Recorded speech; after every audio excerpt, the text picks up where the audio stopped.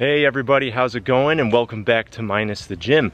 In this video, I want to tell you about 3 stretching methods that are highly effective that you can use just all in one set. And these 3 methods are dynamic stretching, static stretching, and what's called the contract relax method from PNF style stretching. When you use all 3 of these in a row, just like bam, bam, bam in one set, they are highly effective. I'll explain everything you need to know, and you can follow along with me because when I get back from this walk, I want to stretch my hip flexors really good.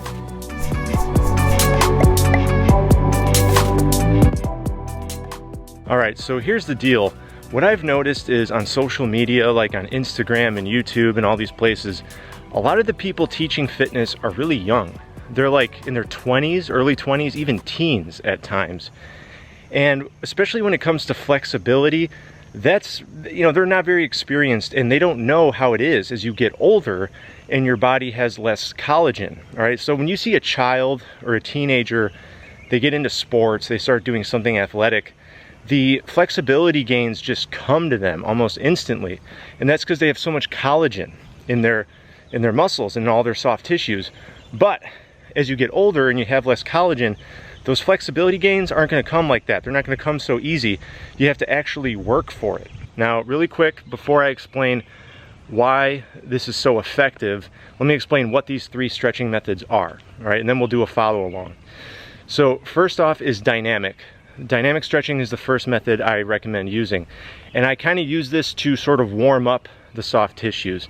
So what you're going to do is, like, let's say you're stretching your hamstrings, right? You'll put your foot up on a chair, you'll lean your torso into it to feel a nice stretch in your hamstrings. But after you ease into it, then you'll pull back a little bit. And then ease in, pull back. Ease in, pull back. And you just keep doing that. I recommend about 20 reps back and forth, gently. You don't want to strain, you don't want to feel any pain. And this is different from like ballistic stretching that you may have heard of. Ballistic is when you're kind of bouncing and using momentum, and that's actually not as effective. After 20 reps of dynamic stretching, then you go into a static hold. So what this would be, keeping the hamstring example, is you would just ease into the hamstring stretch and hold it statically for 20 seconds. Every 5 seconds, just try to ease in a little deeper into the stretch. This is really going to help us get nice and deep into it and try to get the most. This is like where most people would stop, is at a static stretch. But after that static hold, after that static stretch, what we want to do is a contract relax method. So to do this, you're going to do the same stretch, but you're going to contract the muscle that you're stretching. So in the hamstring example, what we would do is we would drive our heel down into the chair. And after a 5-second contraction, you're going to let up and then ease deeper into the stretch. And then repeat. All right, you press down with the heel, contracting the hamstring, hold it for 5 seconds, and after those 5 seconds are up, relax and sink deeper into the stretch. And you're going to repeat that, doing at least 3 to 5 contractions. So if you're wondering why these methods are so effective, it's because the dynamic stretching is really going to help warm you up so that you get a good, effective static stretch. And the static stretch is going to show you where you're currently at in your flexibility. But then you do the contract and relax method, and that's going to help you break through that barrier and get a little more flexible. And the way that that works is that you see our bodies, especially when we're older and we have less collagen, our bodies have what's called the muscle stretch reflex. So when you stretch a muscle, your body is going to turn on this reflex to prevent you from going too far into your stretch so that you don't strain something, or even tear a muscle if you go too deep into a stretch. However, you can actually turn off that muscle stretch reflex a little bit. You can sort of delay it or push it back further by simply contracting the muscle. That muscle contraction is going to tell your body that, hey, I'm using this muscle, so turn off that reflex. And it's going to allow you to stretch a little deeper. And over time, if you keep using the contract and relax method, you will improve your flexibility. All right, so I'm about to end my walk, just 2 more blocks and I'm back home. And when I get home, I'm going to stretch my hip flexors because I'll probably be doing a lot of sitting today, editing this video and other things. Oh, by the way, it's Father's Day today, so happy Father's Day to all you dads watching this, and I hope these stretches help you. All right, I know what it's like being a dad, all the crazy stuff you got to do. It's good to find those muscular imbalances, you know, stretch what's tight, strengthen what's weak. That's how you work through those imbalances. But if you want to follow along with me and see how these methods are put into practice, grab yourself a small towel, fold up the towel and put it on the floor, and we'll kneel on that when we do these half kneeling hip flexor stretches. All right, and I'm going to switch to voiceovers because that'll just be better for the follow along.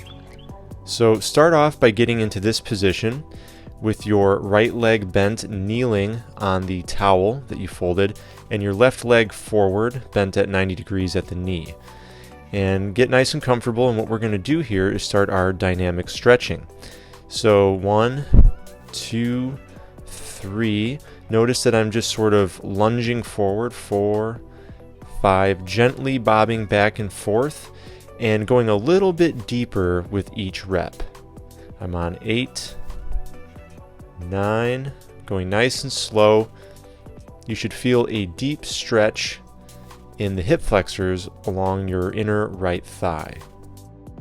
And we're on 12, 13, 14, 15, getting deeper and deeper with each rep, 16, 17, 18, 19, and 20. Go nice and deep.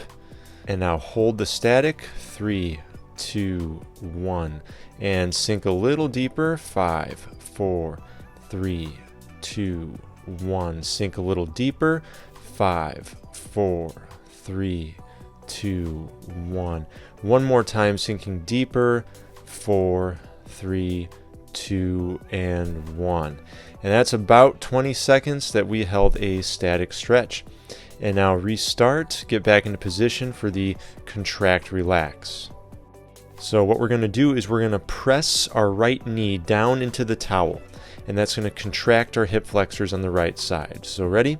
Contract. 5, 4, 3, 2, 1. Relax and sink down into the stretch. And now again, in the stretch, press down with that knee. 4, 3, 2, 1. Relax and sink deeper. And then a third time.